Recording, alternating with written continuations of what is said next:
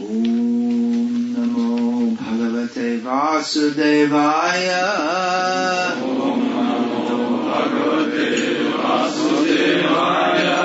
Om Namo Bhagavate Vasudevaya.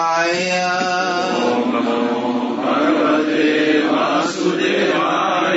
Om Namo Bhagavate Vasudevaya. Om Namo Bhagavate Vasudevaya.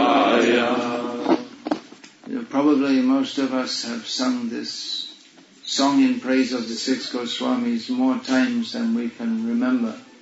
It's ever fresh, ever inspiring to hear how these are our original protectors and guardians in our sampradaya. They practiced Krishna consciousness with such absorption.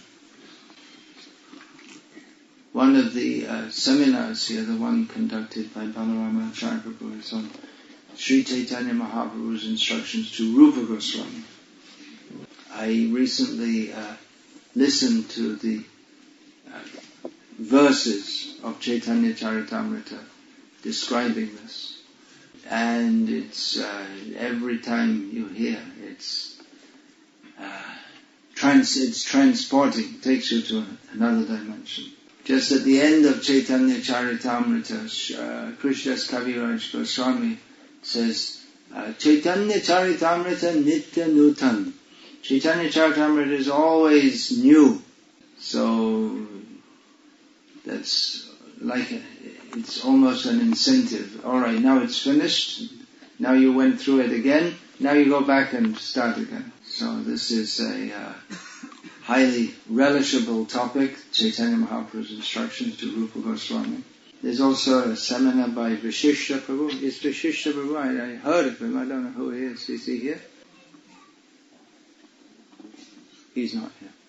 What's the topic of his seminar? Oh, that's interesting. Is he involved in the agricultural community himself? Yeah. Oh, okay. Very good. Some devotees wrote to me from North Caucasus, wrote to me as followers of Vrajavilas Prabhu. Did they come there? Yeah. Oh, I see. All right. So it seems there's some increasing interest in this. Good. That is a major part of Srila Prabhupada's movement. That how we can live very simply in this world and save time for chanting Hare Krishna. And actually devotees who are connected with me have started several of these projects in India. One of them in particularly is going pretty good. Devotees are developing faith that it's possible to live like this. One practical result of developing these communities is that previously we used to hear the devotees said that, well, no one can live like this. No one can live just like that, very simply, no electricity and just living on the land and chanting Hare Krishna. So one practical result of establishing these communities is we don't hear devotees saying all these negative things anymore. And it's practically seen how householder devotees can be full-time in Krishna consciousness. They have a full morning program, full evening program every day, and they don't have to change into kami clothes after the morning program and pretend to be something else. In fact, even if they wanted to change into kami clothes, they couldn't because they don't have any. They lost the need for them. And while they're doing their daily work, they're with devotees, so there's no bar or ban on chanting Hare Krishna while you're at work, as Bhaktivinoda Thakur instructs us, or Chaitanya Mahaprabhu instructs us through the mouth of Bhaktivinoda Thakur that Nama Shray Kari Jotane Tumi Taka Apana Kaje. Take shelter of the holy names and go on with your work. As I often used to hear as I was traveling in Bangladesh, Hate kaj karo mukhe naam bolo. that with the hands you do your work and with your mouth you chant the holy names. So devotees are able to do that. And children are also very happy in our gurukuls. So it's a start. We're not saying it's the perfection. As I often say, the success of our community, I won't live to see the success of these communities. The success of our communities will be when the grandchildren of our devotees are there on the land chanting Hare Krishna. They grow up in a community chanting Hare Krishna. They remain in that community, and their children also, they have children, they marry and have children in that community. So just a few days ago, the first Gurukul boy who had been in our Gurukul, now he's 16, he was initiated. So that's also a sign that we're on the right course. When the children go through the Gurukul and they grow up and they look at the outside world and they say, no thank you, I'm going to chant Hare Krishna. No, actually this boy was a little special in the case that he wasn't sent by his parents. He told his parents, I want to join. And later he became a devotee first, and then he joined the Gurukul, and he said, I'm not going to the Kami school anymore. And then his parents became devotees after him.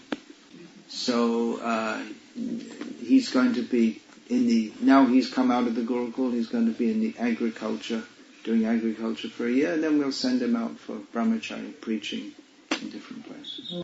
But other boys also, they're preparing for initiation. So that's a sign that things are on the right track. So it can be done and should be done. How the whole world can live peacefully and happily by living on the land and depending on the land, the cows, and Krishna. One point I must make is that several devotees are coming to me here at this, or come to this festival through acquaintance with myself via my website, especially by hearing my lectures there. So that's also very encouraging for me. That I try to speak in a way as a transparent via medium from the parampara, from Srila Prabhupada. And there's energy, there's power in Krishna's words. So it's also inspiring to me that devotees are coming even for a very long distance to this festival, having been exposed to those lectures, which are there on bvks.ru. So many thanks to the devotees who are involved in this service of making that available.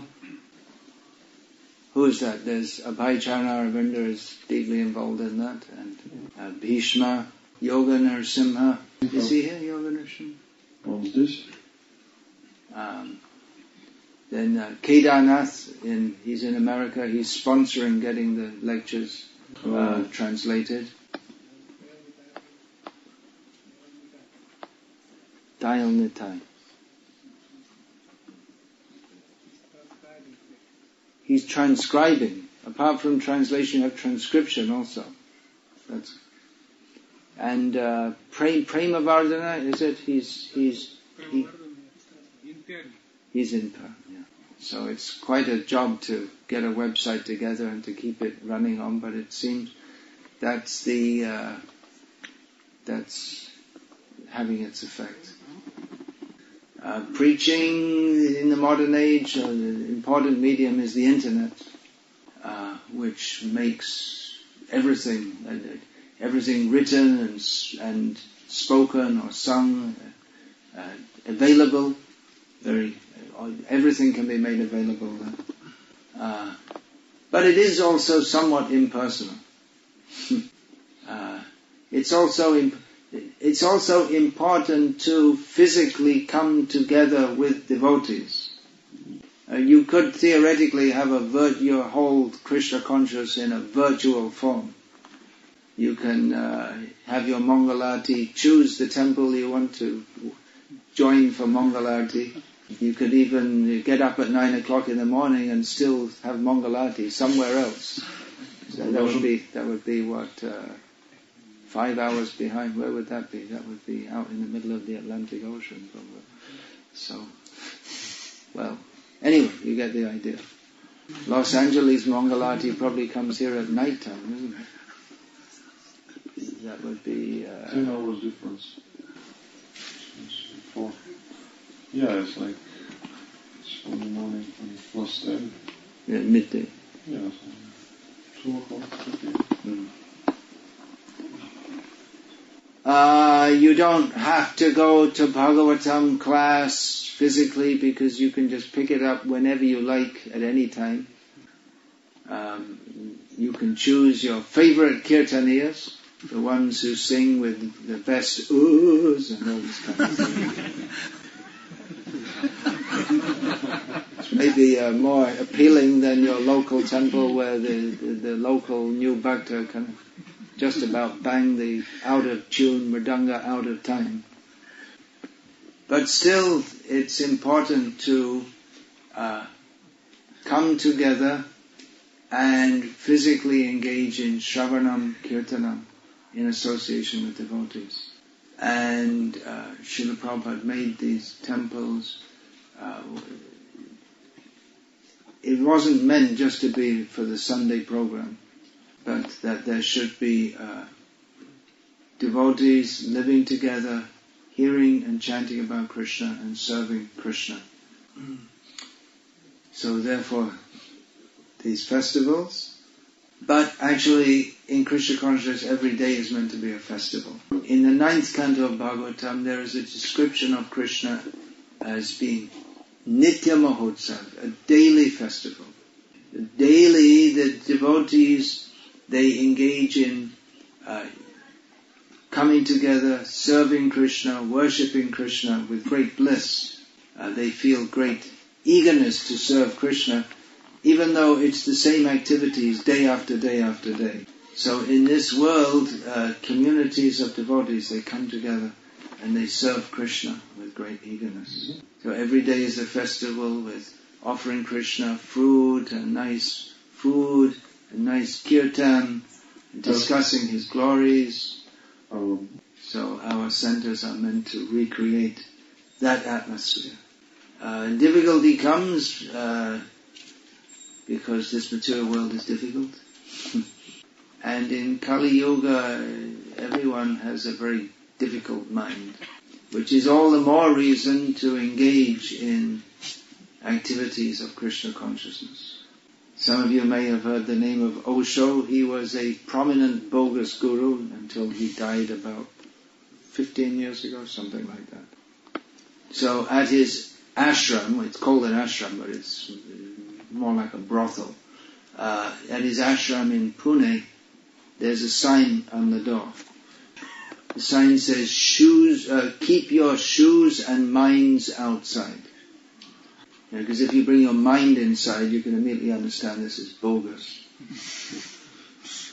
But in one sense that can be applied in Bhakti also. Not that we suspend our discrimination, rather in Bhakti discrimination becomes clear. But we have to approach Krishna, who is avang manasa gochara, who is beyond words, avang and the mind. By mental speculation, we cannot reach Krishna. And also when we come to approach Krishna by hearing and chanting about Krishna, serving Krishna. That's a half sentence. Shall I go on? Mm-hmm. As we come to approach Krishna, we should not bring out all our material attachments and misconceptions and false egoism. We're here to serve Krishna, that's all. No need for so much mental garbage, or rather just leave that out. Amito toma, tumito ama, ki kaja ropara dhane. Bhaktivinoda Thakur sings that. Well, I am yours, you are mine. What need, what use is there? What for anything else? Okay, so